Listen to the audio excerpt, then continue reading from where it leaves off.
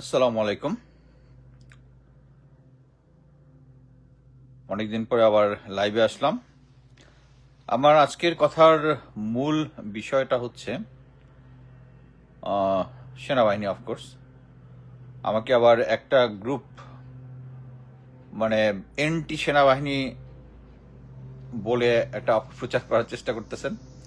আমার কিছু ফ্রেন্ড আমাকে ক্লোজলি বলতেছে যে দোস্ত, তুই এখন আর্মি বাদ দিয়ে একটু সিভিল প্রশাসন, পুলিশ, অমুক তমুক এদের নিয়ে একটু বলার জন্য। আমার কথা হচ্ছে, আমি যে জিনিসটা ভালো জানি, বুঝি, এবং আমার এইম একটাই, সেটা হচ্ছে সেনাবাহিনীকে কলঙ্কমুক্ত করা।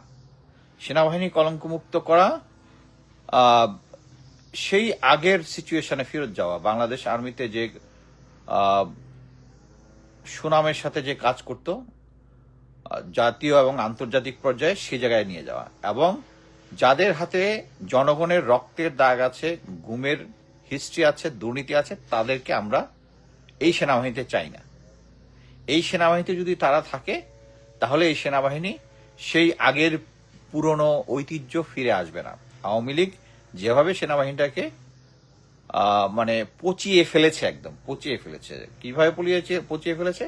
প্রমোশনের সিস্টেমটাকে এমন ভাবে করেছে, যাদের নৈতিক স্খলন আছে, বেশিরভাগ, আমি বলবো না, দেয়ার আর গুড অফিসার স্টিল, এবং ওই গুড অফিসার, ব্যাড অফিসার সবাই আওয়ামী লীগের সাথে একাকার হয়ে গেছে। এই কারণেই আমি সেনাবাহিনী নিয়ে কথা বলি। এটাকে যদি কেউ এনটি সেনাবাহিনী বলে, আমার কিছু করার নেই। একটা জিনিস শুধু বলি যে পরশুদিন যে একসাথে এতগুলো অফিসারের, টোটাল 23 জন মিলিটারি অফিসার, এর মধ্যে 17 জন হচ্ছে সার্ভিং মিলিটারি অফিসার, এটা নিয়ে যে একটা অ্যাটম বোমা টাইপ ফাটলো, এই ফাটার কোনোই দরকার ছিল না। আপনারা যখন মনে আছে, ওই ফেব্রুয়ারিতে যখন জেনারেল ওয়াকার বলেছিল যে বিডিআর এর সৈনিকরাই এই কাজটা করেছে, 57 জন আমাদের অফিসারকে হত্যা করেছে, ফুল স্টপ। এই সময় এবং বিডিআর এর কমিশন তৈরির ব্যাপারে উনি একটা প্রতিবন্ধকতার সৃষ্টি করতেছিলেন, তখন আমি একটু উত্তেজিত হয়ে কিছু আনপার্লামেন্টারি ওয়ার্ড ইউজ করেছিলাম। সে সময় যেহেতু এটা করেছিলাম, সাথে সাথে আমাকে আর্মির গোয়েন্দা সংস্থা থেকে আমাকে ফোন করেছিল, আমাকে জানতে চেয়েছে যে আমি কি হলে থামবো। মানে ওর কথা হচ্ছে আমার মুখ বন্ধ করা। আমি বলছি যে যারা গুম খুনের সাথে জড়িত তাদেরকে আউট করে দেন আর্মি থেকে, তাহলে আমি আর কোনো কথা বলবো না।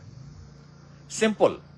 বাট দেখেন, এই গুম খুনের সাথে জড়িত এরা, আমি বলবো এটা হচ্ছে tip of the iceberg, first phase গেল, আরো আসবে সামনে। এইটাই, এই এই জিনিসটা জাস্ট এখন এসে অ্যাটম বোমা আকারে, যেটা আমি, যদিও আমাদের চিফ প্রসিকিউটর তাজুল ইসলাম বলেছেন যে এটা ব্যক্তিগত দায়, দলের দায় নাই বা আর্মির দায় নাই, এটা ঠিক। বাট এখন কিন্তু সবাই আমি যে সমস্ত পোস্ট করছি তা সবাই দেখে কিন্তু আর্মিকেই গালাগালি দিচ্ছে। এটার দায় আমাদেরকে নিতে হবে সামগ্রিকভাবে।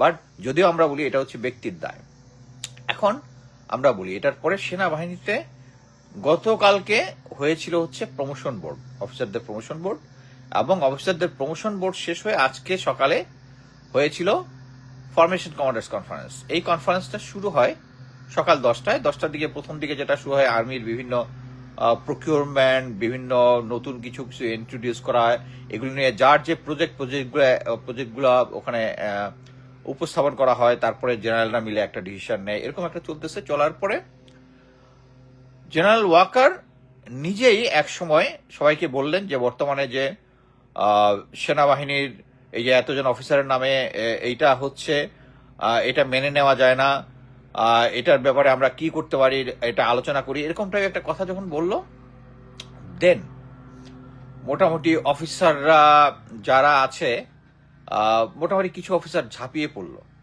একজন অফিসার ওখানে কেঁদে দিল। কে কেঁদে দিছে? মেজর জেনারেল মাহবুব ইমোশনাল হয়ে, যে আপনি আমাদের বাবা মা, আপনি যাই করেন, আমাদের পানিশমেন্ট দেন, যাই করেন আপনি দেন, আমরা সিভিল কোর্টে যাইতে চাই না। তাকে ইয়া করেছে DGFI DG major general Jahangir আনসারের। এটা আমি খুব আপসেট হয়েছি। মেজর জেনারেল সাজ্জাদকে আমি খুব ভালোভাবে চিনতাম, বাট সেও খুব সিরিয়াস হয়ে এটার ব্যাপারে ব্যবস্থা নেওয়ার জন্য বলেছে। আরেকজন হচ্ছে মেজর জেনারেল আমিন, যে রিসেন্টলি তার 4 দিন পরে বোধহয় রিটায়ারমেন্ট, আনসারের ডিজি ছিল। এরা মোটামুটি ঝাঁপিয়ে পড়েছে। আরেকজন হচ্ছে 9 ডিভির জিওসি আসাদ, মেজর আসাদ। তারা বলতে চাচ্ছে স্যার এখনই কিছু করেন, আমরা জরুরি অবস্থা ডাকি, দরকার হলে রাষ্ট্রপতির কাছে যাব, রাষ্ট্রপতি যদি জরুরি অবস্থা দেয় আমরা জরুরি অবস্থা ঘোষণা করব। মানে হাত পা গুটে অ্যাজিভ স্যার কিছু একটা বলেন, এখনই মাঠে নামিয়ে পড়তেছে। মানে ইট ওয়াজ এ টোটাল ইমোশনাল ব্ল্যাকমেইল। এবং জেনারেল ওয়াকার অ্যাজ ইফ রাজি হয়ে যাচ্ছেন, হ্যাঁ আমাদের একটা কিছু করতে হয় আমাদের সাথীওয়ালা ভাইদেরকে রক্ষা করার জন্য। এই নিয়ে মোটামুটি 1টা পর্যন্ত আলোচনা হয়েছে, এবং যে সমস্ত অফিসাররা রিয়েলিটি বুঝতে পেরেছে তাদেরকে এখানে অ্যাকচুয়ালি জেনারেল ওয়াকার কথাই বলতে দেয়নি, অনেকে কথাই বলতে দেয়নি। আচ্ছা, এরপরে একটা ব্রেক হয়েছে, একটার সময় একটা ব্রেক হয়েছে, 3টার সময় আবার শুরু হয়েছে। এর মধ্যে জেনারেল ওয়াকার তার, আমি জানি না, আমি চোখ বন্ধ করে বলবো যে উনি ওনার আওয়ামী লীগ এবং ভারতীয় হ্যান্ডেলারদের সাথে কথা বলেছেন কি করতে পারবেন। Reality versus emotion. এখানে জেনারেল যারা আছে তারা একটা ইমোশনালি তাকে ব্ল্যাকমেইল করার চেষ্টা করছে, এবং সে ইমোশনাল হয়েছে। হওয়ার পরে এখনই রাষ্ট্রপতির কাছে যাবে, একটা জরুরি অবস্থা ঘোষণা করবে, আর্মি পাওয়ার নিয়ে নিবে। তারপরে উনি রিয়েলিটিতে আসছে। রিয়েলিটি আসার পরে বলছে না, আমরা সেনাবাহিনী একটি দেশের একটি সার্বভৌমত্ব রক্ষার বাহিনী, এটা ইচ্ছা করলে আমাদেরকে আইন ফলো করতে হবে। আমরা এখন দেশের আইন অনুযায়ী যাদের এগেনস্টে চার্জশিট হয়েছে তাদেরকে কি করবে, তাদেরকে ওই আগের মতো ওই general lieutenant general Akbar, lieutenant general Saiful, lieutenant general Tabrez Shams, major general Hamid, এদেরকে যেমন বলছিল যে ক্যান্টনমেন্টে থাকবে এবং ক্যান্টনমেন্টের থেকে ওখান থেকে হাজিরা দিবে, এবং তার পরবর্তীতে তাদেরকে পালিয়ে যেতে সাহায্য করেছে। এই সেম জিনিসটা করার জন্য তারা প্ল্যান করতেছে যে করবে, এবং তখন স্ট্রংলি যারা নির্দোষ তাদেরকে আমরা রক্ষা করবো। আরে ভাই, নির্দোষদের তো এগেনস্টে কি কোনো চার্জশিট দিয়েছে? আইসিটি ক্রাইম ট্রাইব্যুনাল কি দিয়েছে? তা তো দেয়নি। সো তারা চেষ্টা করতেছে হচ্ছে যে এরপরে তারা রিয়েলিটিতে আসছে। রিয়েলিটিতে আসার পরে জেনারেল ওয়াকার বুঝতে পেরেছে যে এই জিনিসটা যদি হয় তাহলে কি হবে। এখন যদি সাপোজ যে জেনারেল ওয়াকার এখন বললো জরুরি অবস্থা নিয়ে, তখন কি হবে?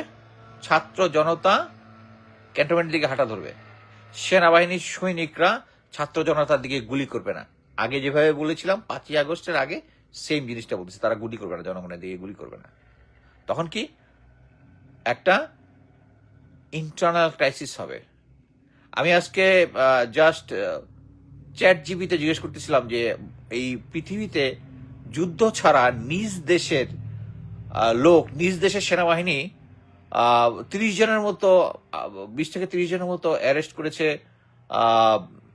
কোন কোন দেশে আসছে? 4টা দেশে। একটার মধ্যে ছিল বোধহয় আর্জেন্টিনা, আর বাকিগুলোর নামটা এখন বলতেছি না, নিজেরা চেক করে নিয়েন। আর একটা হচ্ছে বাংলাদেশ। আপনি চিন্তা করে দেখেন যে আমরা, চ্যাট জিপিটিও জেনে গেছে যে আমরা নিজের দেশে। এখন কথা হচ্ছে এটা কি ভুল হয়েছে? আমি যদ্দূর জানি তাদের প্রত্যেকের এগেনস্টে সাক্ষ্য প্রমাণ থেকেই তাদের এগেনস্টে চার্জশিট গঠন করা হয়েছে।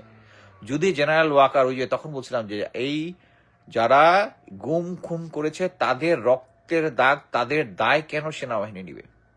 এটা যদি করতেন তাহলে আজকে সেনাবাহিনীকে এই পরিস্থিতিতে পড়তে হতো না। উনি যদি ছেড়ে দিতেন আমিও চুপচাপ হয়ে যেতাম। আমাকেও এখন কিছু লোক মানে কি, জেনারেল ওয়াকারের সাপোর্টের লোকরা আমাকে বোঝানোর চেষ্টা করছে আমি anti army. I am not anti army. Anyway, এটা আমার কিছু বলারও কোনো কিছু নাই। আমি যে জিনিসটা ভালো বুঝি ওই জিনিসটা জনগণকে জানানোর চেষ্টা সবসময় করব। তো মেইন জিনিস হচ্ছে জেনারেল ওয়াকার শেষ পর্যন্ত হুশে এসেছেন। 3টার পরে যখন ব্রেকের পরে যখন আসছে তখন হয়েছে না উনি আচ্ছা কোশ্চেন এখন পাওয়ার নিবেন না, এটা শিওর জেনারেল ওয়াকার। ওই আমি তো বললাম যে 3টার দিকে উনি মাথা ঠান্ডা করে এসে বলে দিয়েছেন কার কার সাথে কথা বলে এসছেন, এসে যে এখন সরকারকে উনি পূর্ণ সহযোগিতা করবেন, যেটা অনেক আগেই করলে আর্মিকে এত হইতে হইতো না, এত হেনস্থা হইতে হইতো না। আমি যে সমস্ত এই কারণে যে এতজন অফিসারের নামে যখন গুমখুন এরকম চার্জশিট দিয়েছে, এই জন্য পাবলিক যে সমস্ত কমেন্ট করে এক্সট্রিম ইয়াগুলো আমি ডিলিট করে দিচ্ছি, বাট আমাকে ব্যথিত করে। এবং এটা দায় সম্পূর্ণ জেনারেল ওয়াকারের। উনি যদি প্রথমেই এই গুম খুন যারা করেছে তাদেরকে যদি আর সেনাবাহিনী থেকে বের করে দিতেন, তাহলে আর্মিকে এই জিনিস ফেস করতে হতো না। আপাতত এখানে শেষ করছি, ধন্যবাদ।